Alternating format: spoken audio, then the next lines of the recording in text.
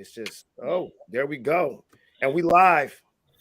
Seed talk, stuff to make the seeds walk. We got why, Bobby? Why the little jig? Because I was walking. We're gonna let some people get in the room for seed talk and whatnot. Um, we got some interesting topics. We want to talk about two things. We want to talk about this Lizzo and 50 Cent thing. You know, people throwing shade on 50, saying he looks like a whole dollar. And, and people think it's contradictory because people seem to think like collectively we allow 50 Cent to be body shamed. But then when it comes to someone like Lizzo, then it's like, oh my God. So we're going to talk about that. Let's tag some people get in the room. But the bulk of the conversation or the meat of the conversation, will say, we'll be talking about Kanye West and stalking exes. We like to use what's trending in pop culture and bring it back to building community and how, abusive exes, are, in the community. And how do you actually deal with that?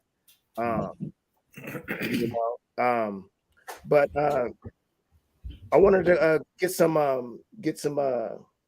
house cleaning out of the way real quick, some clerical stuff out of the way. We got a grill party experience on the 26th of this month. It's going to be a live, in-person, and virtual experience. It's going to be at Life Enrichment Bookstore in Columbia City in Seattle. So, and there's also going to be a marketplace on the same day. So we're going to be performing an experience live there and broadcasting it, on social media. It's going to be on YouTube and Facebook. So check us out.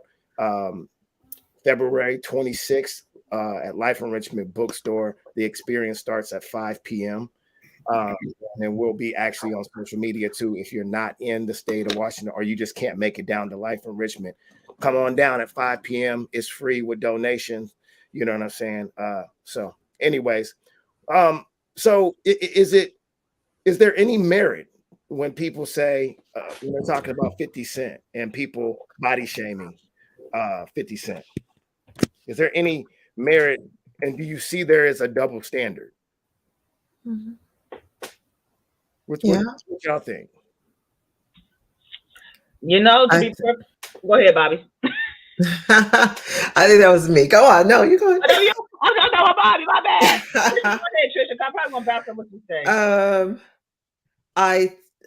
I think in a way there's a double standard, but social media has created a means by which what women that have been have not met the body ideal, that men are starting to receive that because of social media and seeing what it's like. So I think what the body shaming that he receives is not fair. However, I find it ironic. He's the main one who used to do things like this to other women. And now he's on the receiving end of it. And I'm sure that does not feel wonderful. But now that he's experiencing it, maybe it will give him pause to think about the things that he has done and said. So although I think it's terrible what's happening, I find it very difficult to find sympathy for someone who believes in revenge porn, which is, I would say, the ultimate type of body shaming or shaming someone for what they did. But also, it shows also we don't allow celebrities to age or anything because, I mean, he's an older man. If we're expecting him to look like what he did when the videos and everything came out, then that's unrealistic as well. Right. So, 50. Yeah. And believe it or not, that's what happens when your body changes, and it's okay for your body to change. So hold on a second. I want to push back a little bit on something you said. Do you really think 50 cares what people were saying about how he looked on stage? I don't. I think in some way he probably, I mean, entertainers, they can't present that they care because they have a whole entourage of people that will tell them that you're wonderful despite what everyone says. But I mean, they're human. So on some level, I'm sure he does care. but he can always present as if he doesn't care, or Yeah. I'll just cry into my money, that kind of thing. I guess according to the BMI, I guess he would be overweight. He didn't look overweight to me. He just looked bloated, if that makes sense. I feel like there's a difference. Right. I think it was just him hanging upside down. The gravity is pulling it down, and I'm not trying to be funny, but I think that's really what it is. Because anybody who's hanging upside down, everything's gonna be pulling down. So I honestly think that's what it was. But I did say he did look kind of squeezed in that bulletproof vest he had on. Like, man, I think it's looking kind of small on him. But compared to how he did look when he was, I think he was in his early 30s when he came onto the scene, if I'm not mistaken. I think he was in his like 31, 32. So compare how he looked then compared I think he now. was younger than that. I think he was in his late 20s, actually. You Or sure? maybe, I remember him saying that. I remember at the time I was in junior high when he came out, so I just remember people saying that for him to be, because he came in the game late due to his age. So normally most rappers started very early, so for him to blow a lot later, that's why they kind of. I think that's where the ages thing comes in at the time. But yeah, but compared to that, I think he actually looked fairly decent. But I honestly would say I think it's because it's 50 Cent and the fact that he does troll people is why people are coming for him. Because Dr. Dre gained a lot of weight over the years, but I don't hear nobody really coming for him about his size or his weight. yeah. Although I think he wears the weight very I well. think it was a little bit of payback. You always talk, and I don't think he looked bad. He didn't really look overweight to me. It's just he looked Older. He looked kind of chunky. He looked older. It looked like it was hard for him to move. He didn't look very agile, and it's not a good look for me.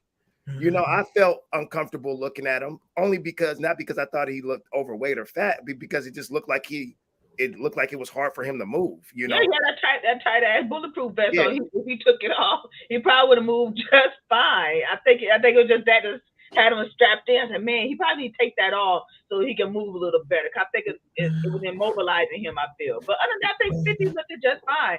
And 50 actually said something, and I thought it was a really interesting pop bag. And he said, it's only fat shame if you're ashamed of being fat. Or something in the midst of, he said. I saw it earlier today. I'm like, you know what? Touche. Right. But again, being like I said before many times, fat people, I still feel fat people in this society are looked at as a nuisance. I think a lot of people don't really have respect for fat people. Right. So it looked like he was like, some people, I know Bobby, pushed back a little bit and he disagreed, but it looked like he was like overcompensating with like either PEDs, performance enhancing drugs, or something like that. It looked like he was like, on roids or something. Like, because I know, sometimes people bulk up. I know, kind of looked like when Buster got big just out of nowhere. You know what I'm saying? But it didn't look like it was a tone, like lifting weight. It looked like it was something like it was being enhanced. Yeah, but I don't know. I adapted to Busta Rhymes' weight gain. Honestly, at first I was like, "Well, damn," but it kind of grew on me after a while.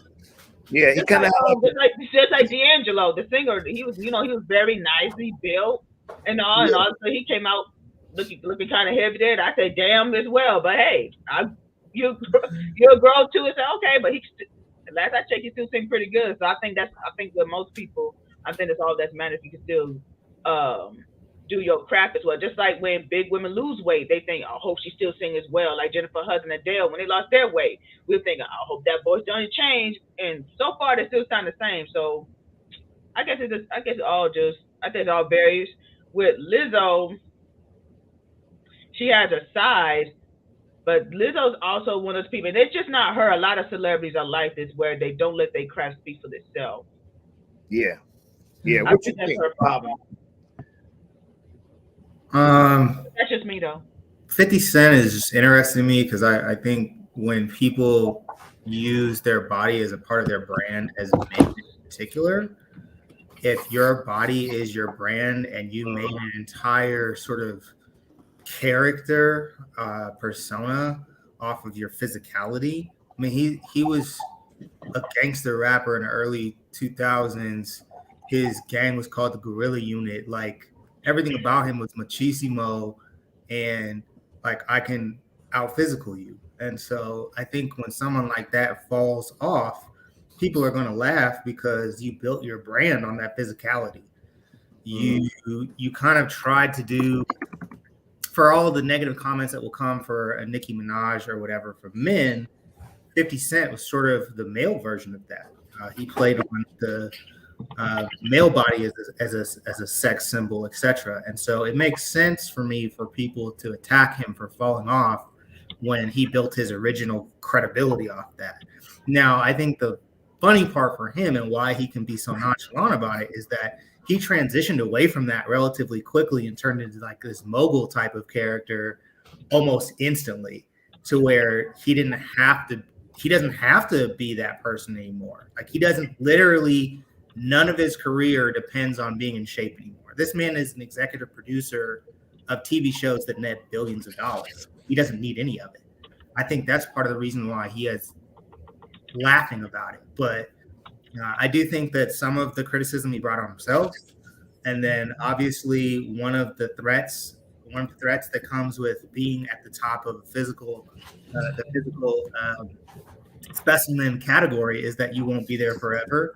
And people who have feelings about their own bodies and they will enjoy the fall. That's what I'll say. People will enjoy his fall, and that's what's happened. And he probably made it more enjoyable with his sort of commentary on literally everything and everyone.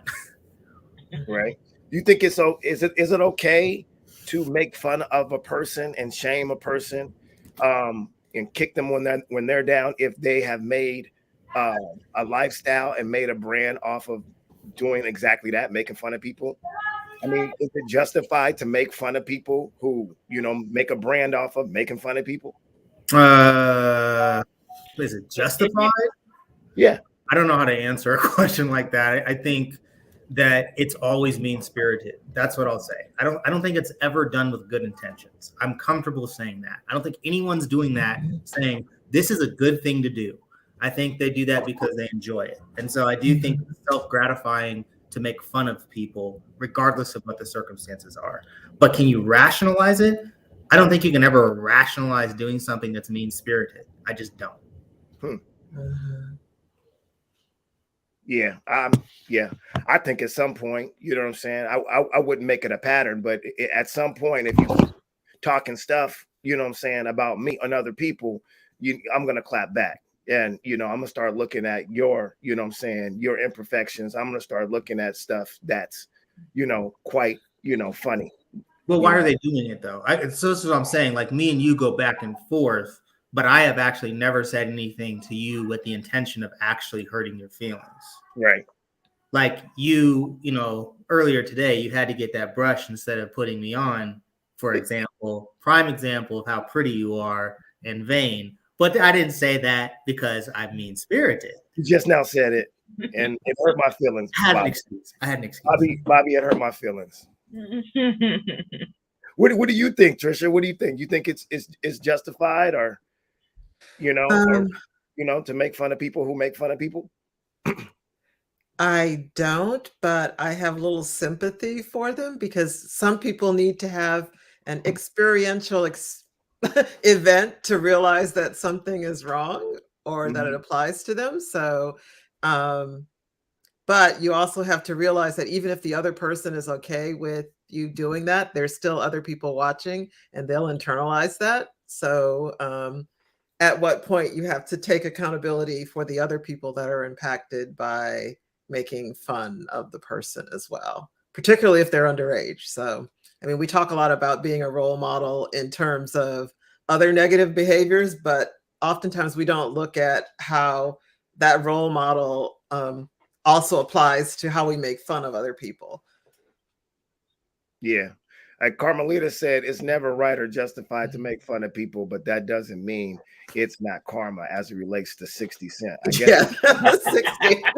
He gained so much weight that I love you, Carmelita. he even added a dime to his name. Dang, Carmelita throwing shade on his brother, man. Hey, I mean, but she's right though. That's right though. I don't think morally it's not right to do, but who doesn't want to strike the rod when the hot rod is hot? Especially the person who is notorious for doing such a similar thing. it's like what's that little saying called? Revenge is best served cold or something like that. So when a ice storm come, who doesn't want to come with that heater and melt some folks up? So I think it's just one of those things. Yeah, it's best served cold. Yeah. Cold, yep. So I yeah, have I think it's one of I those have things. I'm just mad 50 Cent didn't perform 21 questions. If he did it, I Mhm. probably would have forgot about it. But since I guess he was Mhm. trying to get that bulletproof vest so bad, I guess he did perform that second song. But he should have performed it. calling it a bulletproof vest. Wasn't it just a tank top? No, he had that little black thing. He Oh, had that did little you black have, okay, yeah, one of those on. Okay. yeah, Please. it's like you should get that G unit the bulletproof vest on still. He still had it. um, I didn't know he still had He it. I have should a not hard have time. been there. I have a hard time. I have a hard time accepting that if someone is making fun of me, that Mhm. I'm not justified in defending myself and making fun of them back to Mhm. defend myself. Like it's just that isn't that the cornerstone of self-defense? It is. Yeah, it is. I have a hard time For how of many me years? walking away from someone, saying I'm ugly or I'm this, and a third, talking about my nose or But even like at 40 though, like even at 40 years old, that you Yeah. still have to respond. I said to a certain point, yeah, heck yeah. Hmm. Yeah, at some point, yes, I am And going no to. discrimination here, Bobby. Mhm. That's a part of my personality. At some point, yes, I am going to defend myself. Just like if you try to beat me up, at some point, I'm going to defend Mhm. myself. I I, am.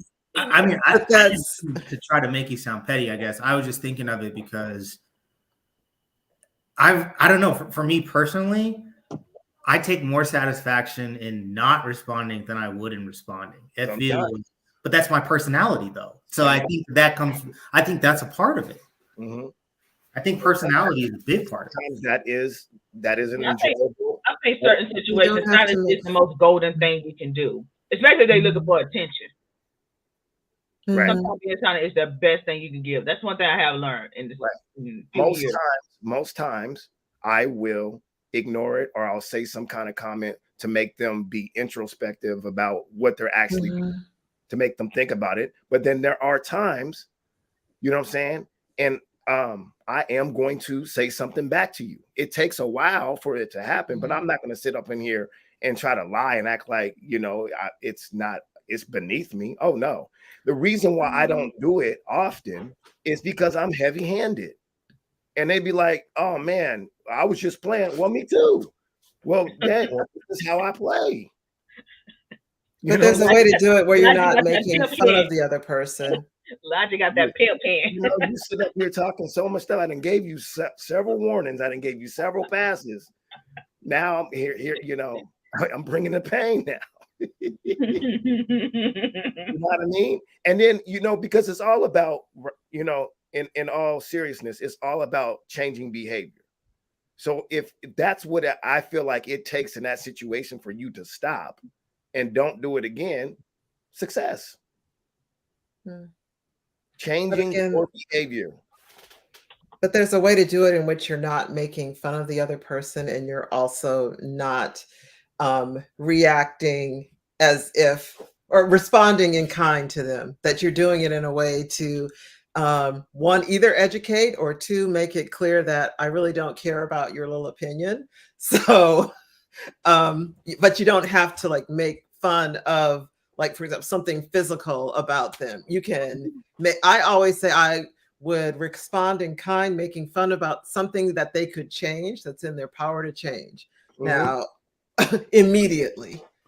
So In it's not that I'm translation, above when they it, go but high, we go low. yeah. So when they go low, we go high. Mhm. And I'm it there. requires I'm going sometimes low with finding you. their weakness, to hit them at the core, find their weakness where it gives them time while they're shocked that they're Mhm. reflecting on, I better not mess with her again. Right. That works. Hey, hey. That hey, that works for some people. Not this guy. No, I am not going to be your pincushion for too long. Hey, tell you, hey, man, you got about 3 more times to say something. and my immune system's going to kick in, and I'm going to start fighting some viruses, man. exactly. I'm going to rid myself of this germ called, you know what I mean? Like, and then you won't mess with me no more. Right. Success. All right, I think we can move on, but I think that I wanted to touch on something real quick because I remember Precious had said something. You said no matter if 50 Cent is big or not, people are going to still want to, you know what I'm saying, have sex with them, and that's the difference between him and Lizzo. Isn't that kind of what you said? Well, the point I'm trying to say is that if 50 is not technically fat though. He on the chunky side. Well, but that's the only way he was hanging upside down. But 50's still in good shape. Just like with Nelly. Nelly is still fine. He is still a very attractive man. No woman's not going to turn Nelly down. I know I said in the other video, but still. Lizzo, that's not to say Lizzo's not a beautiful woman. But as I said, people have a stigma against big people. But that's what they say. That's what what they say difference now. between We all know emic and etic of behavior. A lot of men that I have seen and witnessed say that, oh, Lizzo's fat and they would never be with her. They're with women the same size. I know they're going out with women that look like Lizzo on the down low or whatever. So it's like, we can't speak for everyone. There are men that are attracted to larger women. So it's not like, so she could get it. 50 can get everyone. Anybody can get it. I mean, there's someone for everyone. So there is a pot, but I'm just saying that Lizzo's always tend to be ridiculed for her body, make it seem that that's what makes her unattractive. I think she's a gorgeous woman.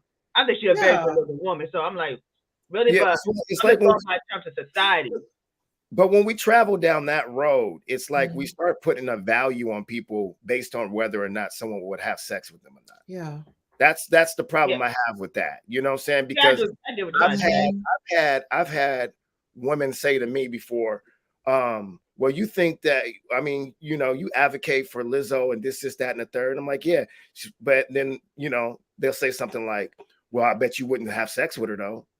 I mean, you get what you get, but you would get with Megan, but you wouldn't, you know, you all doing all this advocating for Lizzo, but would you? And I'm like, I'm not even going to answer that question because you're putting the value on this person based on whether or not, you know what I'm saying, I would have sex with them or not. Like that's so low frequency for me. You know what I mean?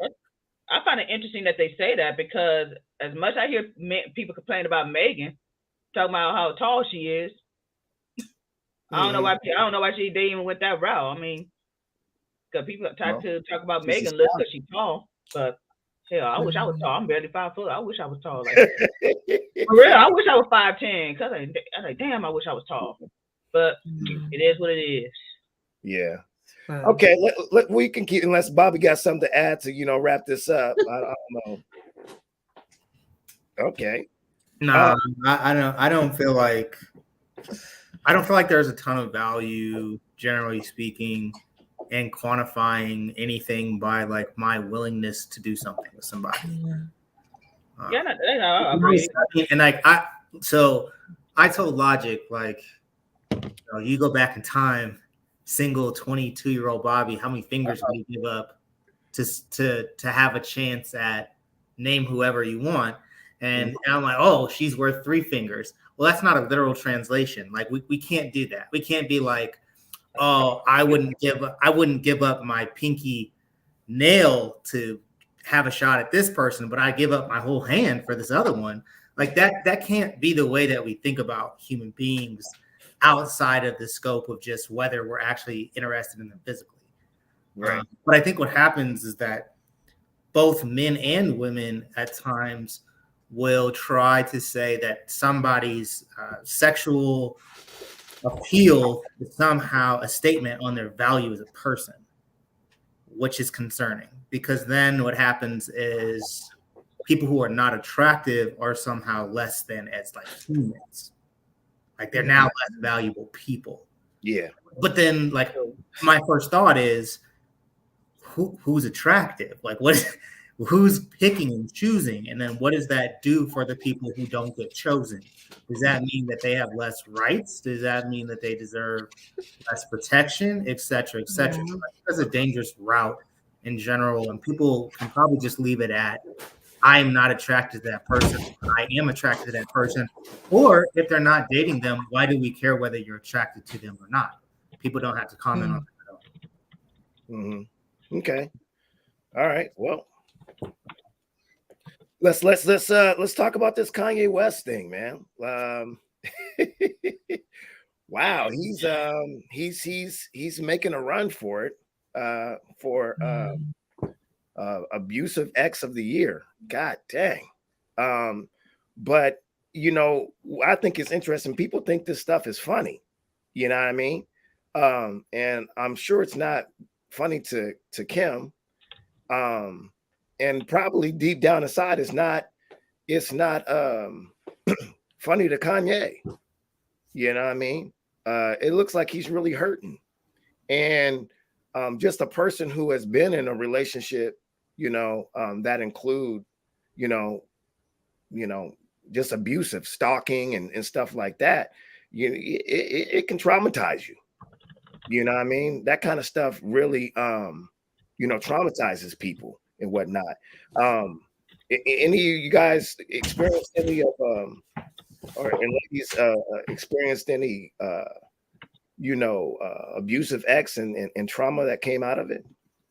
Said, I'd like to say, of course, but I also think that first off, breaking up is a difficult thing for someone that isn't mentally ill. So even when you're perfectly within your faculties, people do strange things when they're breaking up or when a relationship is clearly ending. But then when you add into that mental illness, as well as the public and being an entertainer who is used to having an entourage that thinks everything you do is wonderful and everything you do is perfectly acceptable. But personally, yeah, I said two.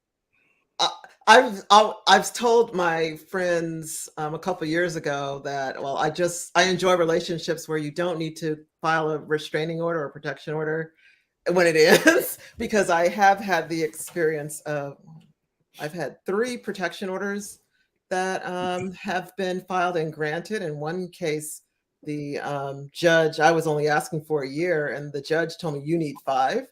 So it's always confusing when someone that you were in a relationship with and you were fine, and you're saying this person loves you, but then the minute that it's over, it's like that no longer applies. And I think, well, just in my experience, it feels as if for men, it takes a little longer for them to deal with the fact if the woman has decided that this is over, that it's over. And I see some similarities in how he's behaving, but I also think that, people are looking at what Kanye is doing and thinking that's, terrible, but that there are probably people right around you that are going through the exact same thing, that you're just hearing stories about, yeah, my ex is crazy and that's it. But there's something behind that. So, but yeah, circular reasoning that, yeah, I have gone through something similar. Like for my my first son, my first ex, I left him while I was pregnant because I realized that this relationship isn't going to work. And he first told me that, well, I don't believe you want to break up with me because you're pregnant, it's your hormones. So he was deciding for me that you don't really want to break up with me. And I'm like, yeah, this is done. He showed up at the hospital when our son was born, but then he asked the doctor, I don't know if I said this here before, asked the doctor how long it would be before I could have sex again. And the doctor's like, well, 6 weeks after a baby's born. He said, I'll be back in 6 weeks. Those were his literal words. And he showed up 6 weeks later. I'm thinking, you're here to see our son. And he was trying to do other stuff. And I'm like, no, I'm serious. It's over. See your son. And at that, he went home and then he called. And this is back in the days of answering machines. He left voicemail messages that since you don't want to be with me, I'm going to come over there and I'm going to kill you and all this. Left the voicemail, which is, and normally a sane person, and plus he was a psychologist too, to have this, leaves voicemails. I call LAPD, they listen to it, and they said, well, you can get a protection order, but seriously, you should probably just move too and just leave, because a protection order isn't going to help you if he's killed you. So I left in the middle of the night, drove up to my family in Sacramento. And while I drove left, and I called to pick up the message, and he left another message saying that I saw you leave. So I just kept driving. And so I've had a similar situation, but it's just, yeah, breaking up is a difficult thing to do when someone is sane, and it's really difficult when someone has mental illness that they're combating. Yeah. I've experienced, some, the worst kind of, one of the worst, I should say, if we're gonna, I guess, just it's not a contest, but I'm going to kill myself type stuff. You know what I mean?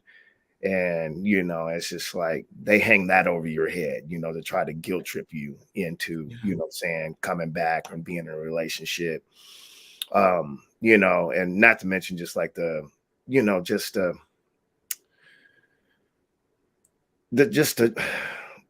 going through your phone records, what I'm saying, you get a call from Verizon saying someone tried to, impersonate you and tried to access your phone records and look things up, gaining access to your email and making comments and stuff like that when you're not together about what they find in your emails and things like that. And, it traumatizes you. And I think a lot of times we like to put a gender on this. And I think sometimes it's warranted, but we also have to realize that people are people, and it happens, to men, women, you know what I'm saying, non-binary, and abuse happens, and it causes trauma. You know what I mean? It's like certain ways, like how you that I protect my privacy is because of the trauma of being stalked by exes that I've had throughout the years, and how I covet my privacy, and how what I'm saying, I put up walls and barriers. That's all from trauma. And I think that more men need to be honest and vulnerable and stop trying to be tough all the time and act like what I'm saying, it doesn't impact them. You know what I mean? And I think once they start understanding how much it impacts them, then they will stop treating people that way also. It'll stop the cycle. Because I think the denial, like, oh, no, it's all good. What I'm saying? You don't treat people how you want to be treated. You treat people how you can. So, Precious, what about you? You ain't had no situations with no, stalking exes? Hell no. Cause look here, I am one of those people. I think it's harder for people who got kids with that person. I think those tend to be the hardest to get by. That's why I am never had kids on purpose, just to do my best to avoid it. But hey, it's always that chance. But no, I've been blessed with the men I have dated. None of them were no crazy people. But then again, I'm also the type that once I break up with somebody, I cut off all contact immediately. I've always been that type. They can't call me. They can't find me on social media. Nothing. They cannot reach me out at all. I've always played out that. That's why, honestly, when I do go on dates with people, I do ask if they still in touch with their ex and why, unless there's kids involved. Kids, I could probably, of course, that's understandable. Anything outside of that, I'm a little weary on that. I ain't gonna lie, I am. So, but no, I've been very blessed not to have that in my personal life. And I hope to continue hope to keep that same energy. What about you, Bobby? I mean, I've had car windows broken. I've had the 73 text messages in 1 hour, the 32 voicemails in one night, the reaching out to the new person you're dating. I had a person when I was going through backgrounds, because I had to list these people for different jobs I've applied for in the past, and they get interviewed, and so I've had people try to use that interview as a way to sidetrack my entire, projection in life. Mm. And then you have to answer questions in a professional capacity for why this person would say that about you, which is really freaking strange. Because it's like your personal life becomes it's getting litigated now in a professional context of whether or not you deserve to have this job because of this thing that happened. Mhm. And there's no domestic violence that's alleged. It's just that they had an issue with the way you handled something in your actual relationship. But Mhm. that's really probably, to me, that was the lowest common denominator. But I would just say that what concerns me with the Kanye West situation is that people are pretending that because he's a celebrity, that this is not a domestic violence situation. Um, and I know people will resent this because I'm a prosecutor and I could give 7 Fs about this, but you guys can't think that Kanye West is not just another man in the world. He is just another man. And if you took him out of the context of that, of being a celebrity, and you asked yourself, is it appropriate for a man to text his ex person at any hour of the night with threats about the new person they're dating, or use social media to make threats about the new person they're dating? If it's not Kanye West, nobody would find that acceptable. It's actually not legal. This is harassment. So for me, I'm just looking at it like, there's DAs out there. Like if I was the district attorney, I would definitely start thinking about culturally the value in showing that this is not legal behavior. I would think about it that way because culturally, what I can see is that some people think because they're celebrities that this is normal or that it's acceptable, but it's not because these are implied threats. There's no way you're going to get a text message from somebody about the person you're now dating being potentially harmed, and you're going to view it as, oh, that's just this special person. No, you're going to be like, that's a threat, and I want to make sure that the person I'm now dating is safe. I'm going to, like, that's, the police are going to be called. Like, let's just keep it a buck. You're not going to just let that slide. Or there's going to be preemptive violence from somebody to beat them to the punch. Also dangerous. So I don't understand all of the hoopla around it as if it's not just basic domestic violence, because it is. Yeah, you know what's crazy, man? Well said, man. You know what's crazy? I never looked at it that way. That's exactly. We are actually watching domestic violence and abuse, right before our eyes, and it's like as entertainment. Mm-hmm. You know what I'm saying? And we're watching it as if this isn't um, exhibit 1, 2, 3, A, B, and C. You know what I'm saying? For things that are actually grounds for harassment. I mean, legitimate, harassment and abuse. And we're sitting back watching it as if it's not unfolding in front of our eyes. Like, oh, he's just, he's mentally ill. And, it's funny, you know what I'm saying? But we're actually watching it. And I, I wonder if anything is actually being done legally. You know what I mean? Like, is he getting served papers? You know what I'm saying? Because I never really, I never looked at it like that. You know what I mean? We're watching it unfold right before our eyes. You know what I mean? But I think that, yeah, and yeah, I think you're right. Yeah, I think it's justified and it's rationalized because he is Kanye West. You know what I mean? Oh, he's just joking, or he's not really going to do anything, or, but that would drive me bananas if my ex moved in next door to me or across the street. That would be so irritating to me. You know? Yeah. Well, no, I mean, I'm just saying, like, that's not okay. If you were being harassed by somebody and you took out a restraining order against them, which hasn't happened clearly, and he purchased that house and he said, oh, I'm Kanye West, I have the money to buy every house on the block. Okay, congratulations. You still can't be within 400 yards of me. You can't be in any of those houses. We're going to have I would be like, we're going to have a motherfucking empty neighborhood then. That would be my comment. You can't be here. still can't be here. So like Mhm. again, there's another part of the psychosis, and I'm going to just call it that because that's kind of what I consider this to be. There's an element of the psychosis where, and you see this in all of his interviews, where he references his commercial success as a way to invalidate claims against his lack of well-being. And this just shows you money does not make you healthy, if anybody thought it did.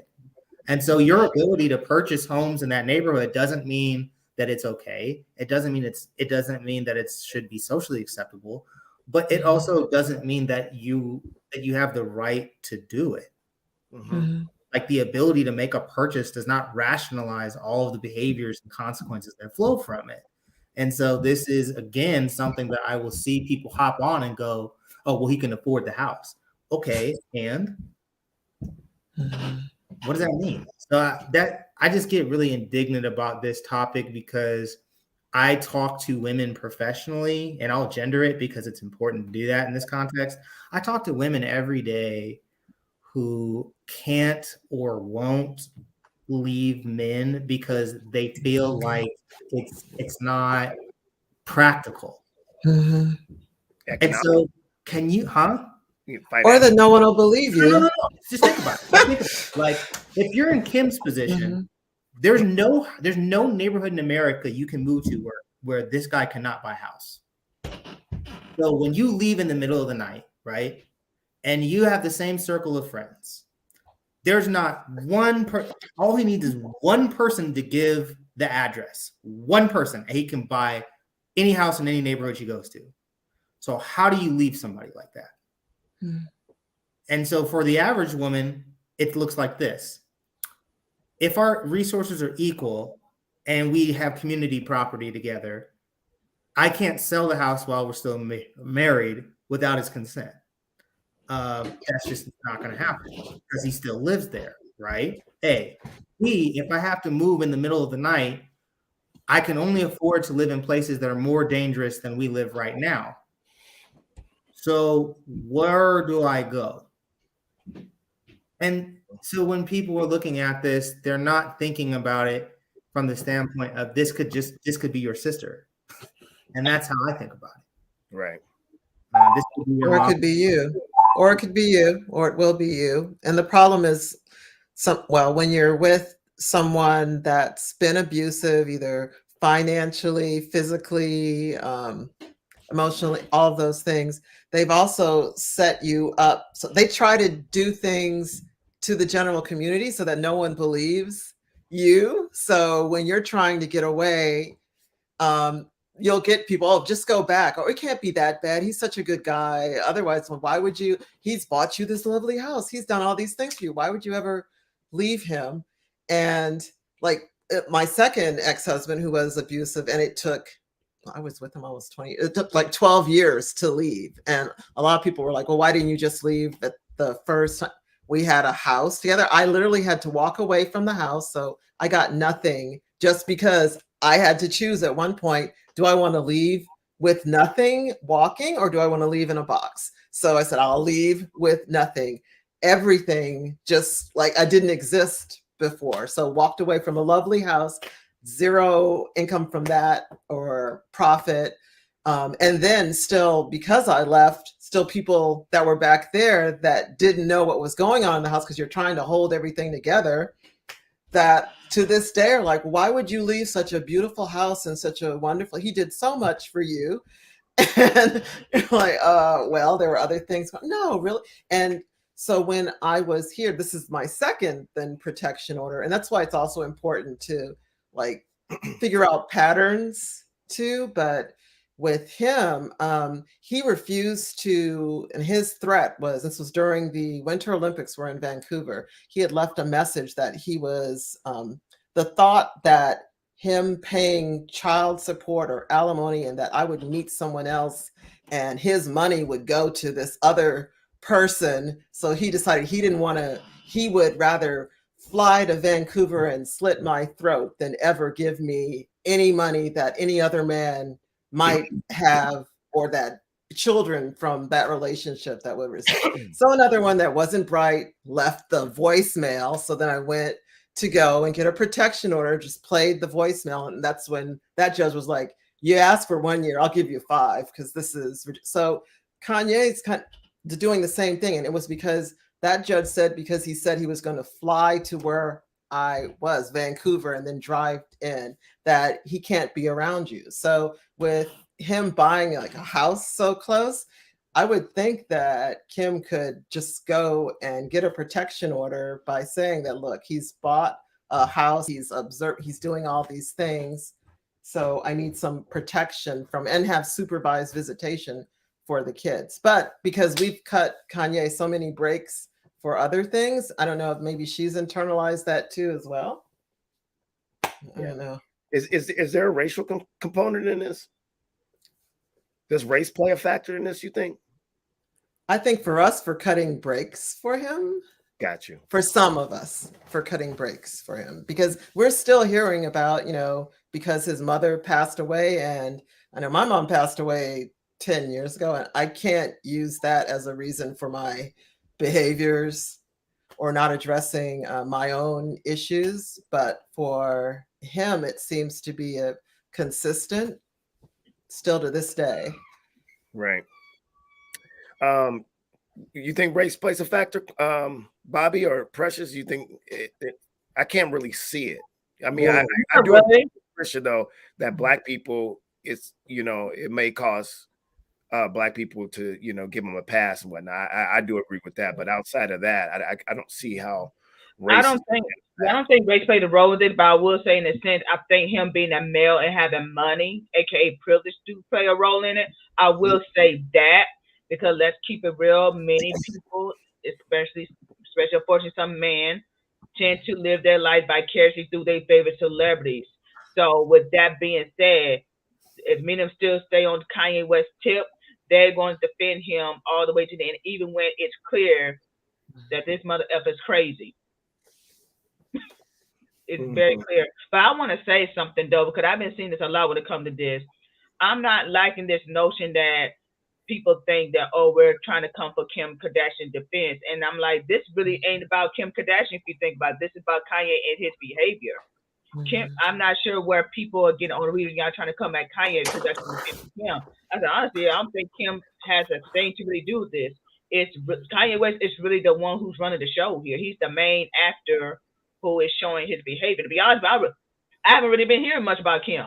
At least in terms of her things, I really haven't heard about her. I mean, they see picture her on the date where her new beau, but other than that, I never don't hear about Kim. Kim really hasn't been much. Yeah.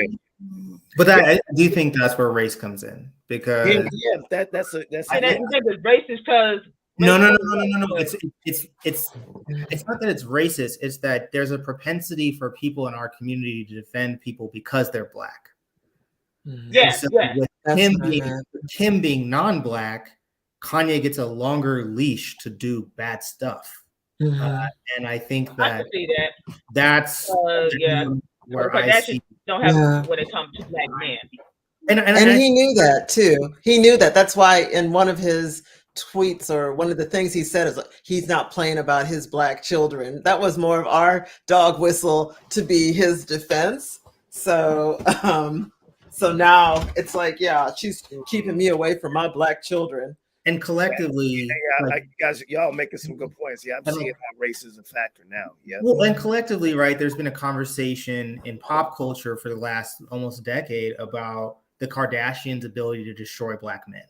Whether it's true or not, that's a narrative that we absolutely see being litigated now as sort of a revenge factor, which is fascinating to me that people could falsely equivocate on that level, but they do.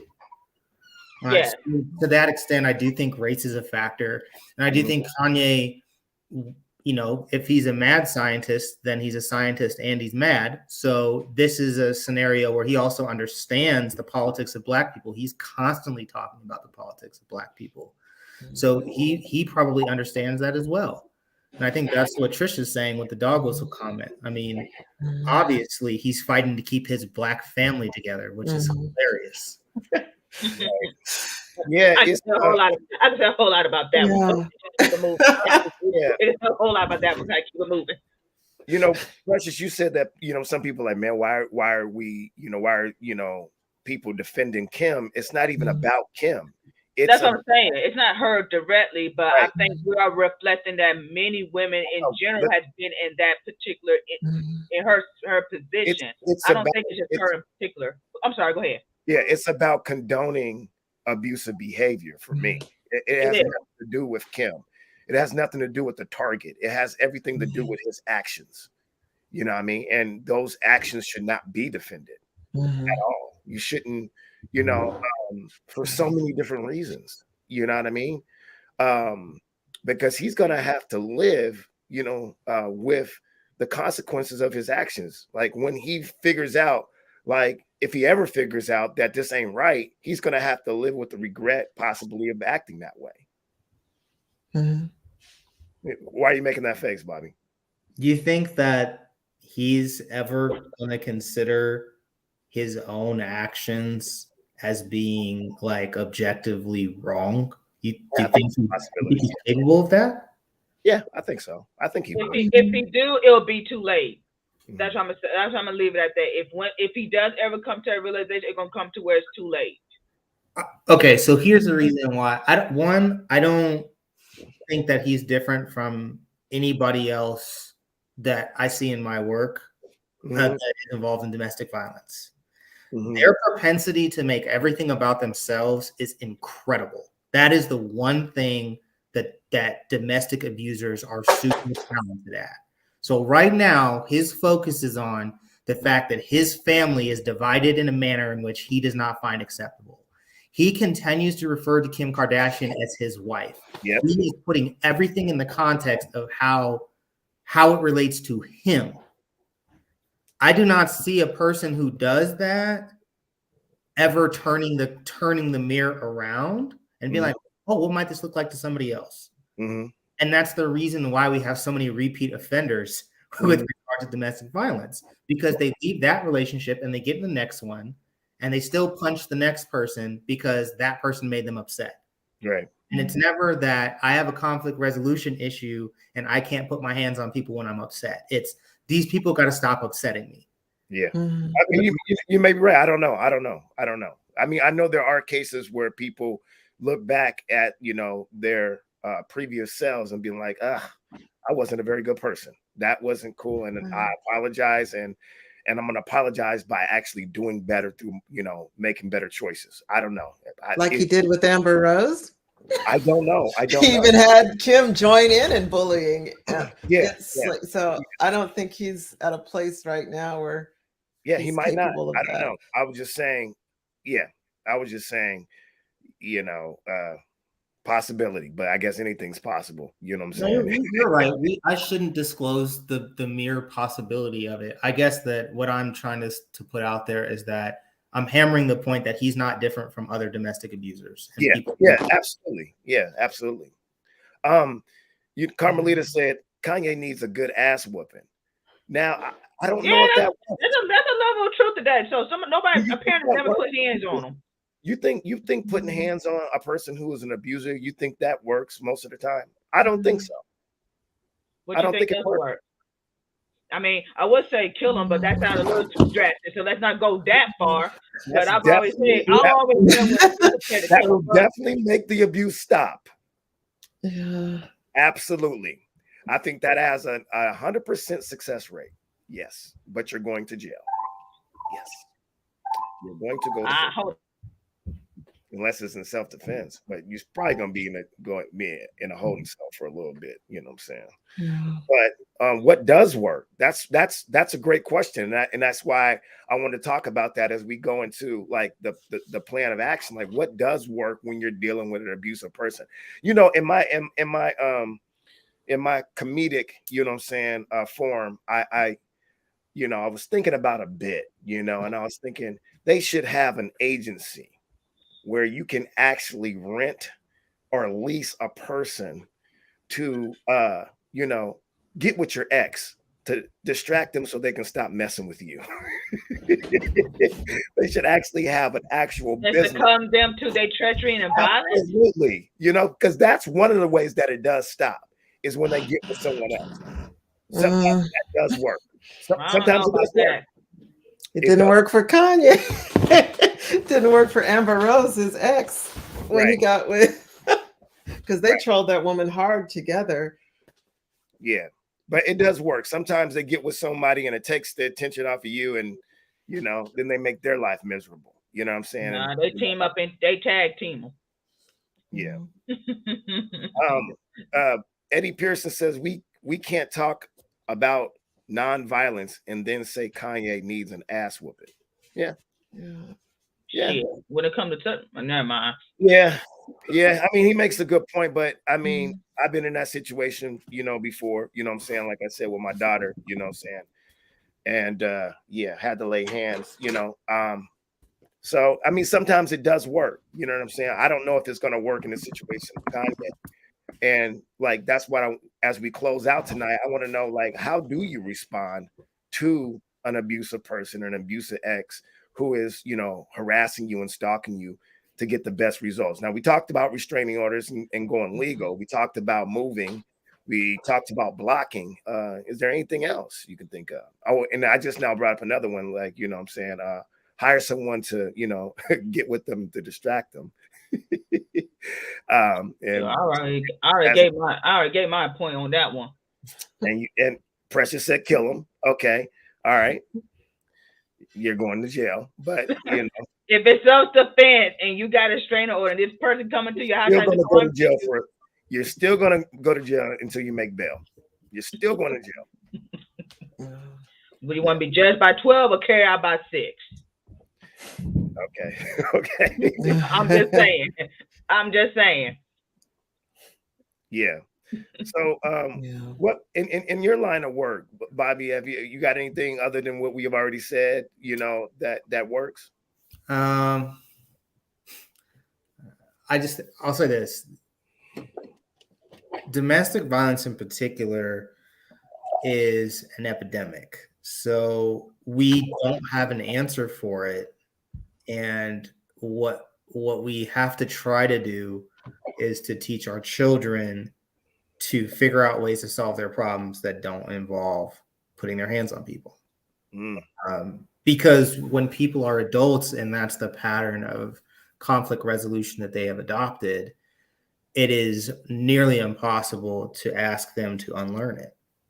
We have programs here through my office, Domestic Violence STEP, which is a program for our repeat offenders, and early intervention program, which is like 6 months and 24 individualized sessions.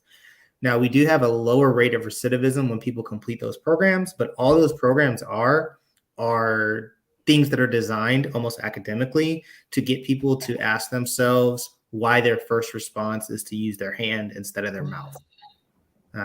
That's pretty much all we're doing. And so if you can instill that in your children early on, that the way you handle an emotional situation is not to fight, but is instead to reason or to leave. And I think that second one is really important, because what's difficult is that we value people in relationships that do not quit on situations. Mm-hmm. And we will sometimes tell people you don't walk away from a conversation.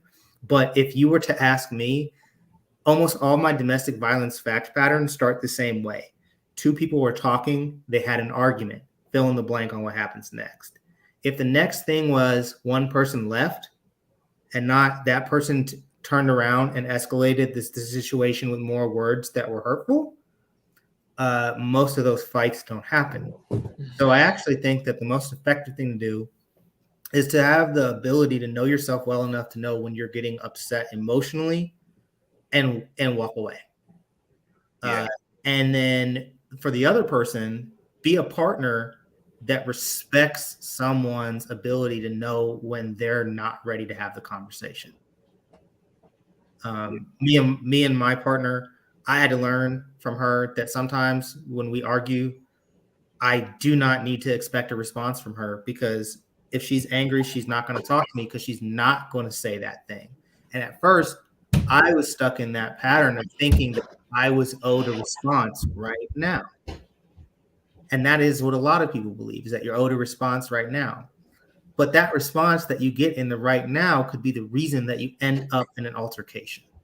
Mhm. So if time and space are what is necessary, learn to accept that and learn how to resolve conflicts in a way that doesn't involve heightened emotion. And that would always be my game plan.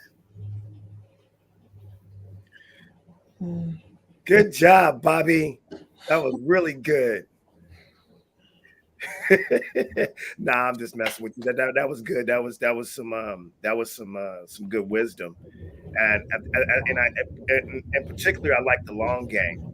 You know, even though it is the long game with the children, that's the long game. Because me as an educator, that's why I do restorative circles and I do conflict mediations and try to teach these young people, these young adults, skills before they get out of high school. So when they're out there in the real world, they actually have some replacement behaviors.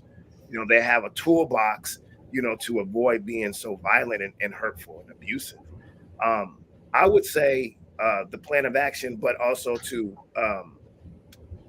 prevent, what I'm saying, domestic violence is when you go into a relationship, create those relationship norms from jump Mm. and enforce them from jump. I think a lot of times we don't do the careful, uh, meticulous work into making sure a relationship doesn't spiral out of control and be abusive. We say a whole bunch of little hurtful stuff, and that becomes the norm. That becomes of how you interact. That's the rules of engagement. When you come into a relationship, whether it be a friendship, whether it be platonic, romantic, those relationship norms and guidelines need to be set and they need to be enforced.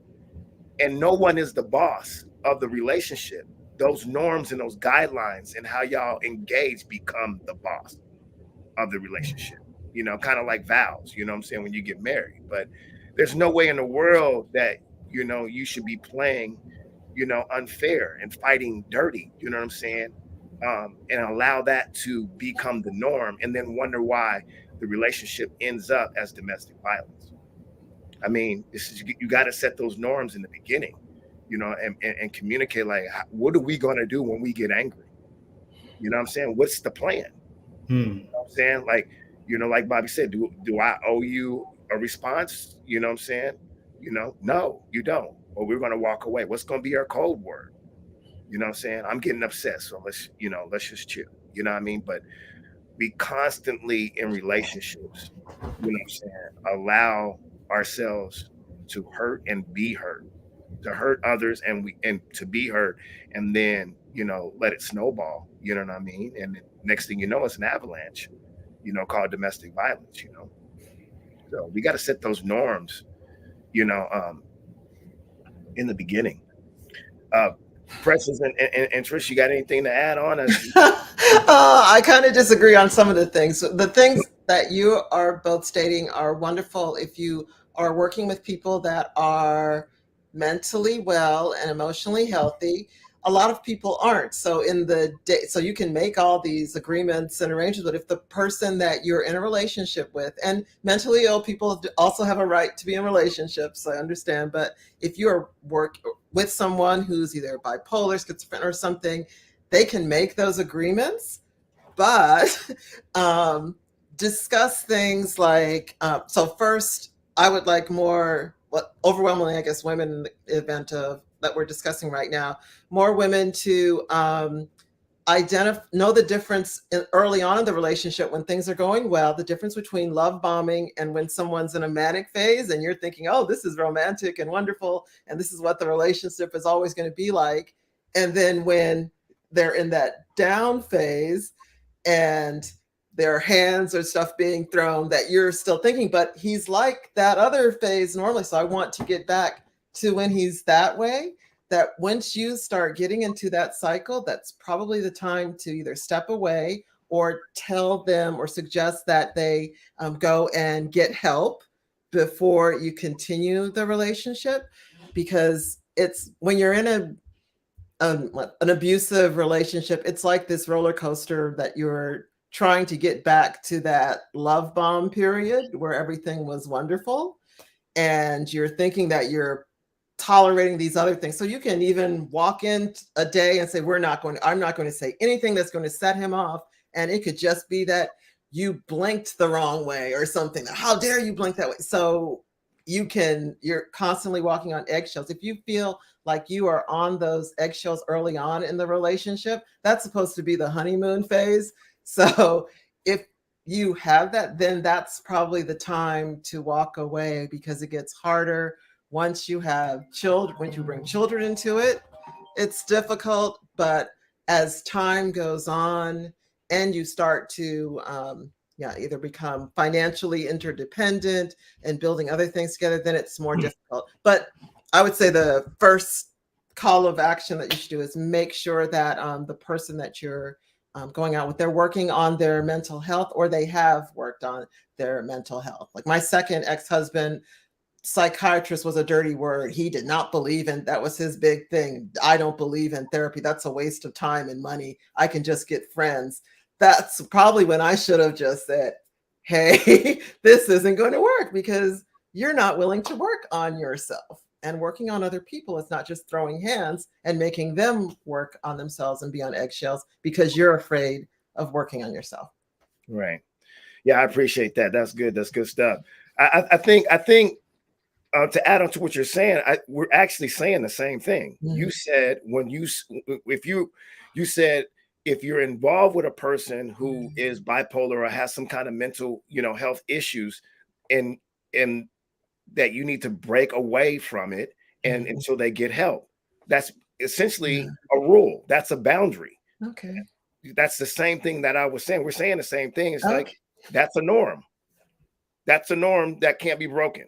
You know what I'm saying? And yep, can't go any further. So you broke a rule. So it's like, you know what I Stick mean? to it. Yeah. It's just like throwing stuff or cussing me out or something like that. These are all norms where it could be like, nope, can't do it. You broke a rule. You know what I mean? Yeah. What you think, Precious? Let me just say this when it comes to dating people, and I tell people this all the time. Make sure that your self confidence and your self esteem and self confidence is at a good, healthy balance when you go into the dating. That's what I've noticed tend to be a consistent common theme when I see the people who are in these. That's just not these type of situations. That even in any type of unhealthy, unstable, toxic relationship, I've noticed many of them do not, or at least one or the other, or maybe it's both of them, don't have good self esteem or confidence with themselves. If you're a person, and be honest with yourself, if you know you don't have those, do not take your ass in the dating scene. Stay out, get some help, go to therapy, do whatever you got to do, but do not take your ass in that dating scene, because you'll be taken for a run. You Damn. really are. The It's gonna second be thing is, there's gonna be a lot of people not dating because there's a lot of people out yeah, there. a lot of people, and that's true. Some people need to work on it. I'm not saying you got to what you complete, but you need to work on some healing or Yeah, whatever you got to do. And so that's the point. Another thing is I see that people tend to not do. I'm talking this on our after show too. A lot of people don't take the vetting process of dating somebody seriously. And what I mean by that, you're not really critically examining the person that you're with.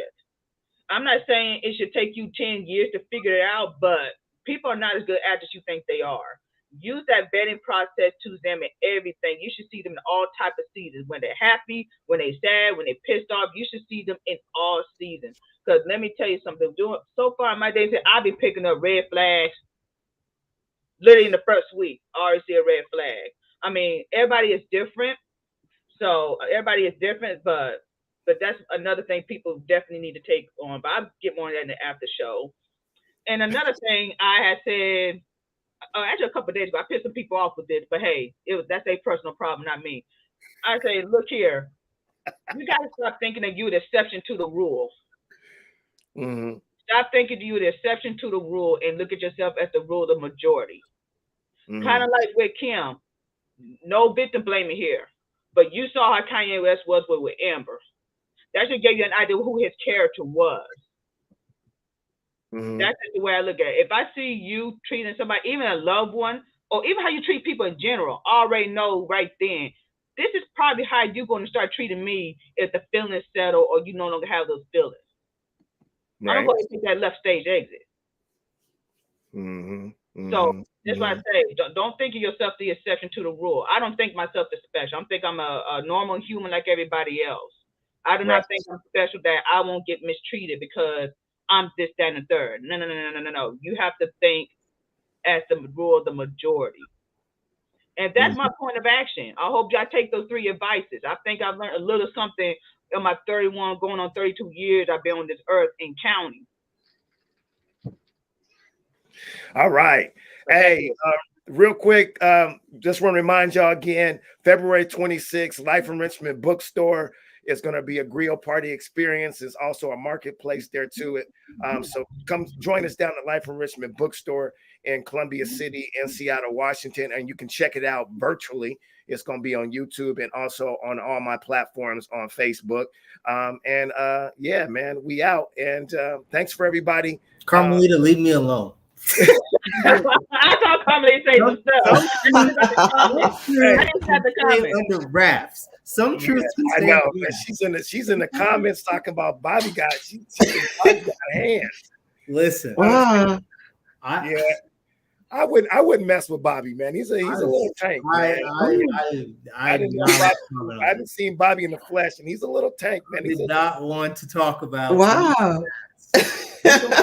Man, I'm telling you, I wouldn't mess with Bobby, man. I wouldn't mess with Bobby either, man. I'm glad he's on my Did you lift those weights? You know Bobby be lifting. You know Bobby lifting. He know the law. Hell yeah, Bobby the wrong person. Bobby the good person, because Bobby was an evil person. Child, look, he got the law in his hand. He probably do got the handcuffs over there. Here y'all go. We gotta get offline. We gotta get offline. Remember, February 26th, Life Enrichment Bookstore and virtually, we're going to have a grill party. Checking us out. It's going to be at 5 p.m. Pacific Standard Time. I love y'all. Peace. We out. Peace out.